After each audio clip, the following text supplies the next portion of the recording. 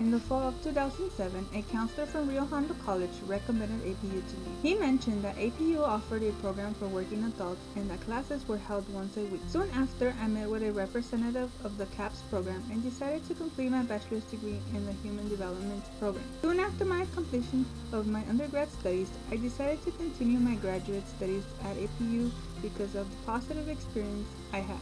In the summer of 2009, I enrolled in the Master's Credential program. I had originally enrolled in the traditional master's program, but many of my colleagues and professors mentioned that digital master's program was a unique and exciting program. In the spring of 2010, I met with Dr. Kaiser and did a change of program. My reason for enrolling in the digital teaching program is that I wanted to improve my technology skills and was interested in learning how to incorporate technology in the classroom instruction. The completion of this master's degree is very important to me because I have worked hard to fulfill my dream of becoming a teacher.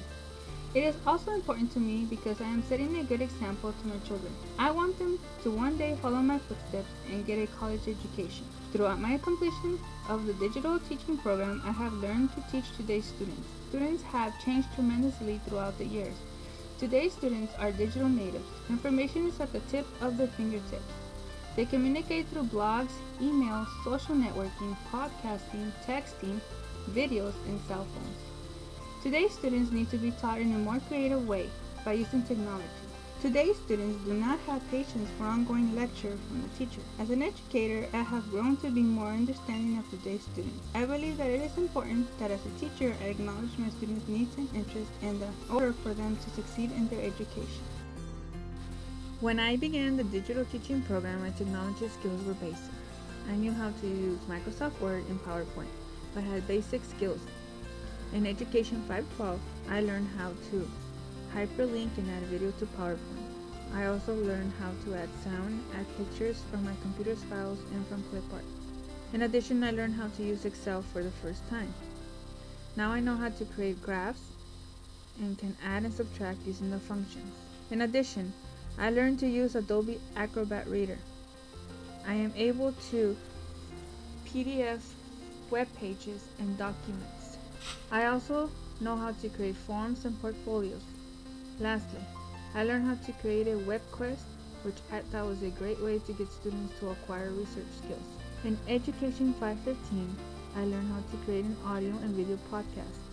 Before this class, I did not know what a podcast was. Now I know that a podcast is an audio or video broadcast that people can subscribe to on the internet for free. I also learned how to create a web page using Google Sites, which I thought was a valuable skill because as a teacher, I plan to create a class web page to post class assignments. I also learned how to create a tutorial video through Gene. I created a tutorial video showing how to graph on Excel. I am also able to capture my computer's desktop and upload it to my web page. In addition, I am able to blog, use Twitter, Facebook, and wikis. Lastly, I learned how to use Audacity to create my podcast. In Education 514, I learned how to create different types of movies using iMovie. I created a 5-minute movie, a movie trail, and a commercial. I also learned about the rules of composition. I learned that there are 9 types of shots. There is a wide shot, close-up shot, medium shot, over-the-shoulder shot, insert shot, reverse shot, establishing shot, and the closure shot. I also learned how to create a storyboard to create a movie. The last skill that I learned in this class is how to add sound effects and music to movies by using GarageBand and Avery. I also learned how to add music using freeplaymusic.com. In Education 522, I learned about Bloom's taxonomy and Gardner's multiple intelligences. I created a Bloom's grid and unit plan incorporating the multiple intelligences. Learning this was very valuable to me because as a teacher, we need to acknowledge all of our students. Finally, I learned how to create a podcast in this class.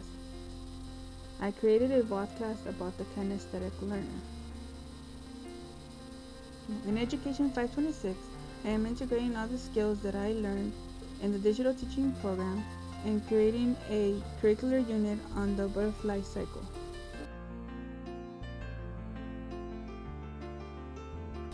For my action research project, I decided to clean up the pile of mail in my room. I had 31 feet of mail in my room. I had piles of mail at my entertainment center. I also had mail in plastic containers and in a file cabinet. The file cabinet was disorganized. All the mail was just thrown in there. I had file folders, but I had not taken the time to file the mail in the file cabinet. My goal was to get rid of unnecessary mail and file important mail. I researched on the internet and found an article that gave me ideas on how to reduce and organize mail. I followed the article's advice. I set aside 30 minutes each day to get rid of mail that I did not need and file important mail and documents. As I was able to reduce 1 feet to 2 feet of mail each day. Getting rid of mail was not easy for me. I wanted to keep many of the items in the pile. The pile consisted of schoolwork and resources, old mail, important documents, pictures, and magazines.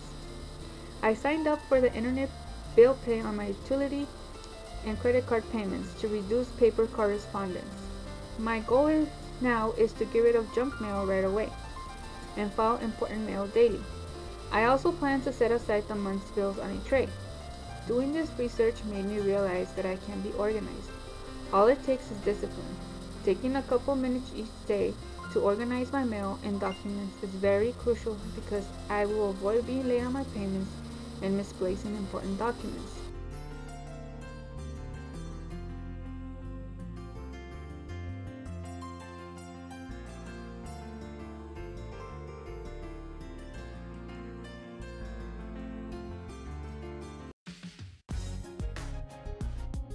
My unit plan is on the life cycle of the butterfly.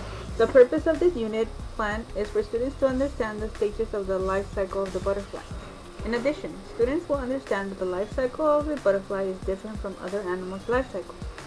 Students will also gain research skills by searching the internet. My unit plan is a second grade California standard. Howard Gardner's multiple intelligences are included in the unit plan. I believe integrating the intelligences into my lesson are important because I acknowledge my students' learning styles. It also makes my lesson more engaging because I am satisfying my students' needs and interests. Furthermore, I also use technology through every lesson in the unit. Students use the internet, create a video podcast, Microsoft Word, and write in their blogs. I also use technology to enhance my lessons. I use PowerPoint presentations, slideshows, and movies. Now I will be briefly showing and explaining some of the components of my unit plan. My unit plan is 4 weeks long.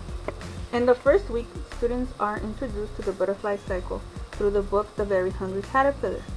Students create a butterfly sequence book. Students are to put the butterfly cycle stages in order. In the second week, students are introduced to the egg stage with the book The Monarch Butterfly.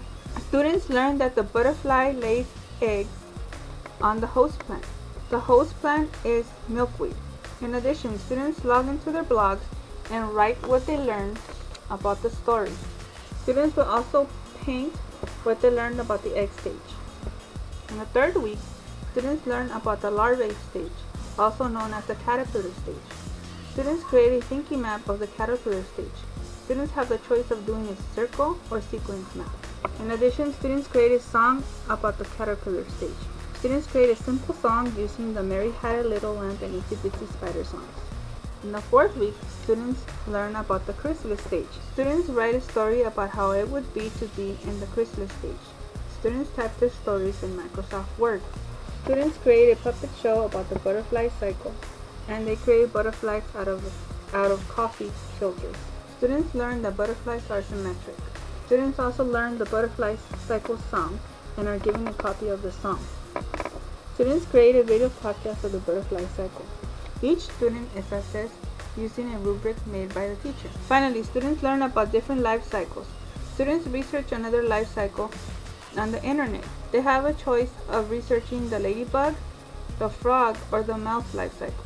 Students gather information and write it in their science journals. Students compare and contrast the butterfly cycle with the Venn diagram. And this concludes my unit.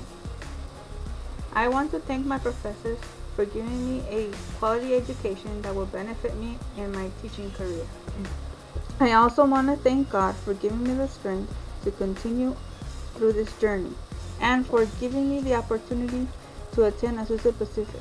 I would also like to thank my family for being supportive.